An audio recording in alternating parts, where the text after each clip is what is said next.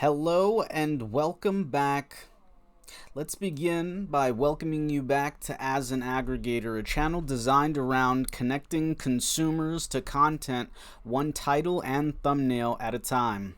Now, if you feel sandboxed by your YouTube algorithm, this is how you escape your filter bubble.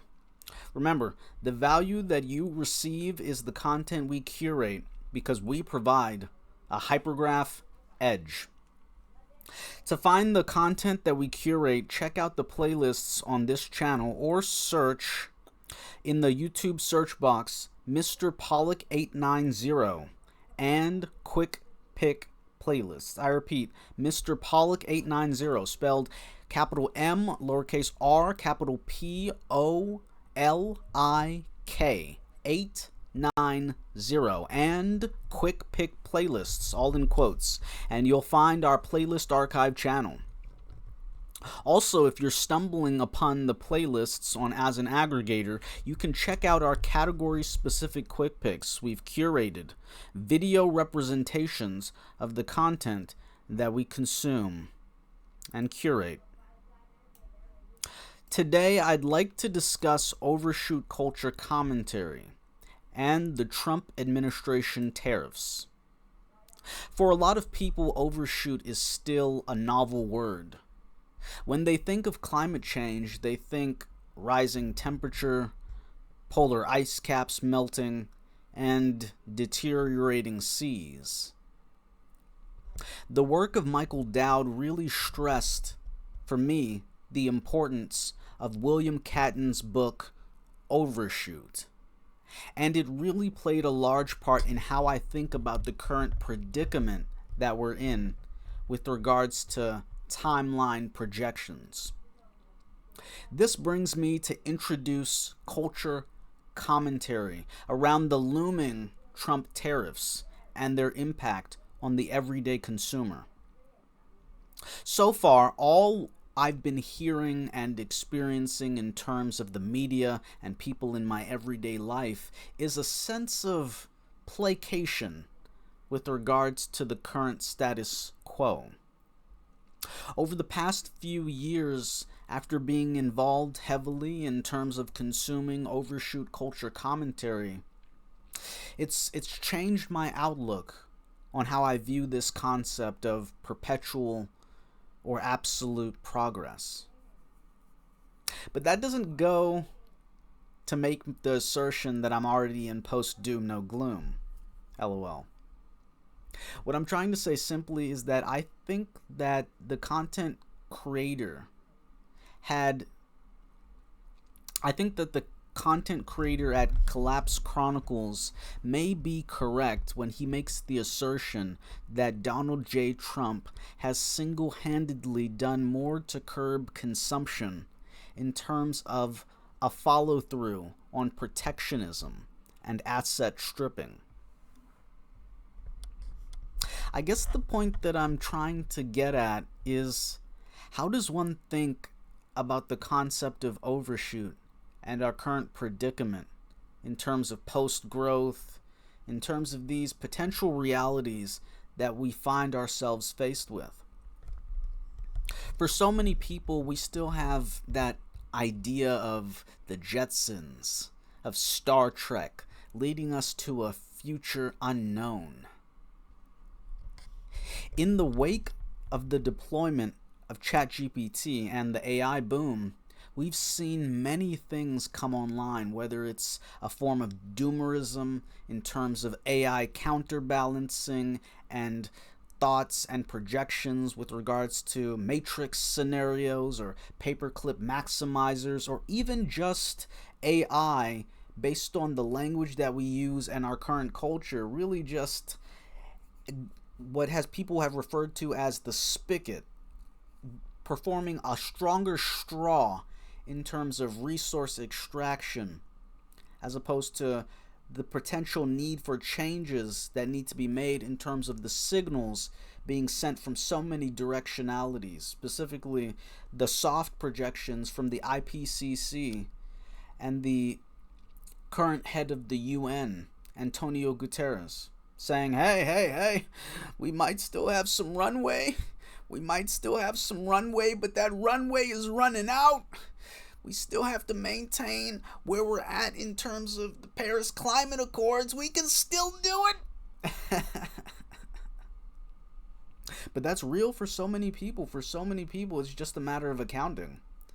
It's a matter of accounting. Hey, okay, so if we do this, if we still have growth, then the AI can catch up to where we're at, and then that means carbon capture is here, so we can use that to parlay to this, to parlay to that, to parlay to that. And it's hard because nobody ever says, okay, but wait, even if we succeeded, how many species will have had gone extinct? How much overburden will we have to displace in terms of land? What does it take to feed all of these people? And do we do that in general based on where we're at currently, or do we do that in terms of addressing inequality? And who gets to make those hard decisions? So again, in the wake of ChatGPT and the AI boom, you've seen this dichotomy mirrored. Now we're not just dealing with collapse people aware of the predicament that we're faced with in terms of overshoot and how people relate to the climate crisis. Now we're seeing that mirrored in terms of people's sense of inevitability in terms of AI and what that means and how people react to that.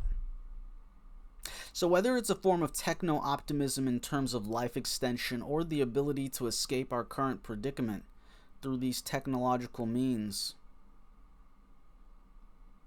as a content consumer, I sit here and I surveyed the landscape of creators speaking their truth and communicating what they have stumbled upon and feel compelled to publish. That provides me a very specific cross-section of reality to experience. On the one hand, we have the channel of Collapse Chronicles, quite literally chronicling the collapse in terms of formulating a value judgment as to whether or not it is possible, whether or not it's capable, whether or not it's feasible for us to escape the well of complexity that we have intertwined into this global landscape of machinery, economics, derivatives, and lifestyle mechanisms that have been subsidized by the fossil substrate we've come to rely on. Everything from healthcare to how we get our food, all of these things. So let's start with the premise of the preferred expectation. On the one hand, we have the status quo, quote, perpetual growth on a finite planet, end quote. That's an argument for using material resources to achieve the next best higher shelf in terms of quality of life standards to build on and to grow off of. On the other hand, we have people ready, willing, and able to make the case that we will shortly be facing the potential for functional extinction in terms of losing track of complexity involving tipping points, involving nuclear reactors, involving an outsized ability for the individual to deploy technology in terms of open sourcing artificial intelligence versus allowing it to be concentrated within the hands of a few individuals. Now, somewhere along that spectrum, in the middle, you have those ambivalently or ignorantly unaware of the mechanisms of action facing our current society/civilization. For those people, they just see their life's work being diminished in the blink of an eye over a petty ability to exercise power. To that extent, I'm speaking about the tariffs. And in those moments, when I feel and when I see those reflections, I have to ask myself, at the highest level of pen testing and red teaming, the things that we learned post 2016, the things that we learned in terms of how this administration orients itself and operates itself, in terms of what it has access to in terms of governance technique and its ability to use the mechanisms that they have at their disposal to direct their goals.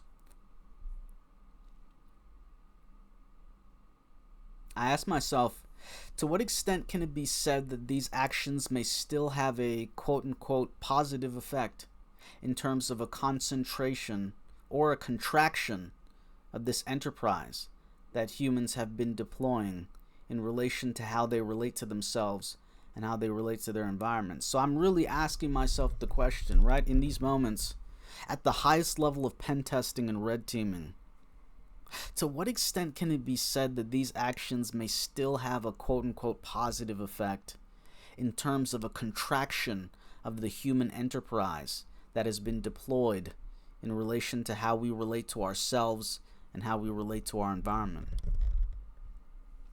For me, the question is still up in the air. Some people are saying, hey, these tariffs are going to be down-regulated once countries capitulate in terms of cutting backroom deals with the Trump administration and his family businesses, ... Some are saying that they might include a reprieve or a junction gap, but that was also fake news. Some people might say he's looking to blink versus he's waiting for the Federal Reserve to step in. And until then, we're going to continue this process. So in this moment, people are living in limbo. So the question is still up in the air. To what extent this contraction of the human enterprise might be seen as having a positive effect, not on people's lives specifically, because everyone wants a higher quality of life, a higher living standard. But we're dealing with so much in terms of environmental change, disruption, ocean acidification, climate tipping points. And we have to ask ourselves, is it worth it? And to what extent is it worth it? And so far, based on the narratives that I've been receiving as a content consumer, for me, the question is still up in the air. I come from a place with an expectation to live off planet. For media to tell the stories and the tales of a human experience unbounded from a specific celestial body. To that end, I say, hell yeah, brother. If it means one day closer to trade, travel, and commerce between 3 distinct galaxies, then I am willing to fight for that one day less to reach that goal. But then we have to say, is that a straight shot? And to what extent will there be peaks and troughs along the way? In analyzing my own preference for timeline mechanics, I think, is this already a foregone conclusion, even in the wake of absolute extinction? And even with only relative extinction, is the form factor that the human genome embodies as a reflection of our psyche and our unconscious, is that a standardized retracement in terms of consciousness? Question mark. These are the questions that I ask myself when I sit and I wonder, where are we headed and why?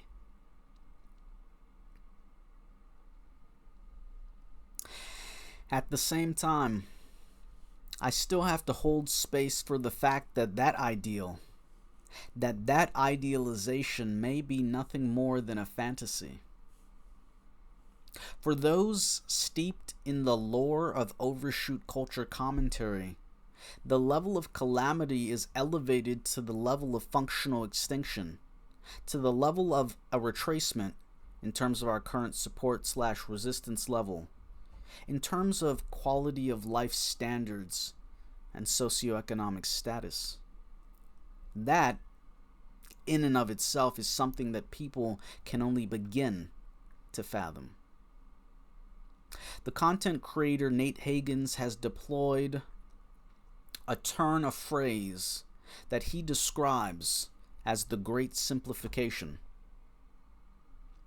Using this concept, he makes an attempt to thread the needle between bend, not breaking, with regards to how the human superorganism can adapt to the current upcoming calamities as a result of peak oil and the subsidy of energy that has underwritten so much of our current financial extrapolations of debt, growth, and refinancing. So, to take a step back, I find myself observing the current landscape of culture commentary surrounding all of these circumstances where so many theory of minds have so many different views and expectations about what the future holds.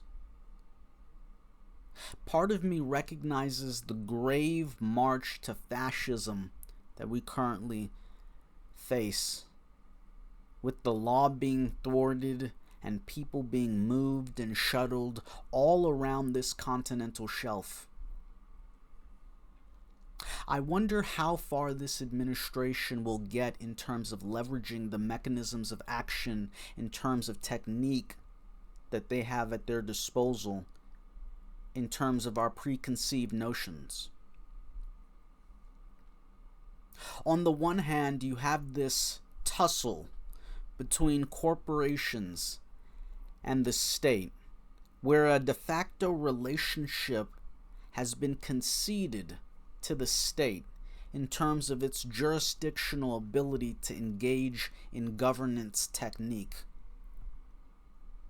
But that is still a de facto concession in terms of if corporations actually wanted to take on that responsibility. They have amassed an outsized cross-section of quote-unquote power, that their ascendancy is all but a foregone conclusion.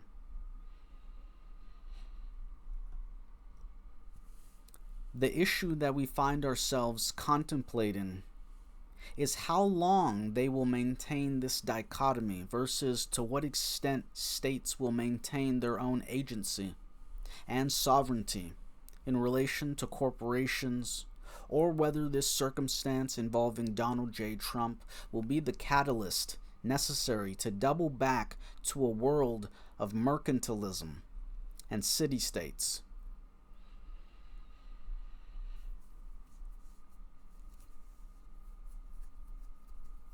It makes me wonder.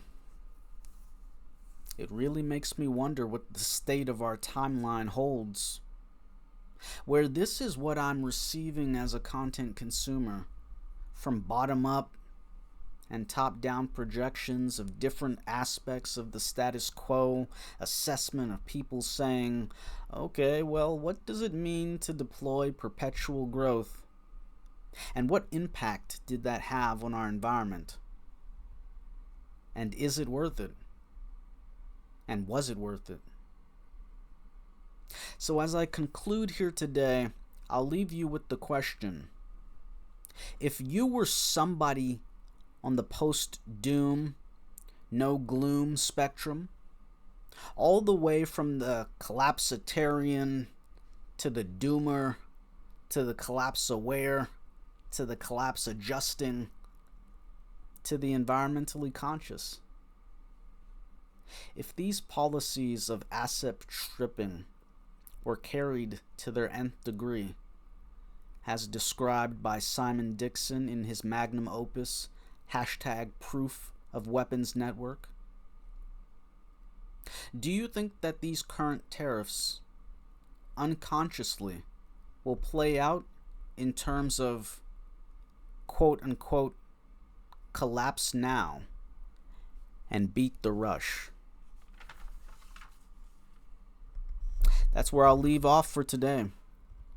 If you have found this content and are looking for what to do next. Establish conscious competence over the contents you consume today by adding videos you watch into a playlist right now. I repeat, if you have found this content and are looking for what to do next, establish conscious competence over the content you consume today by adding videos you watch into a playlist right now.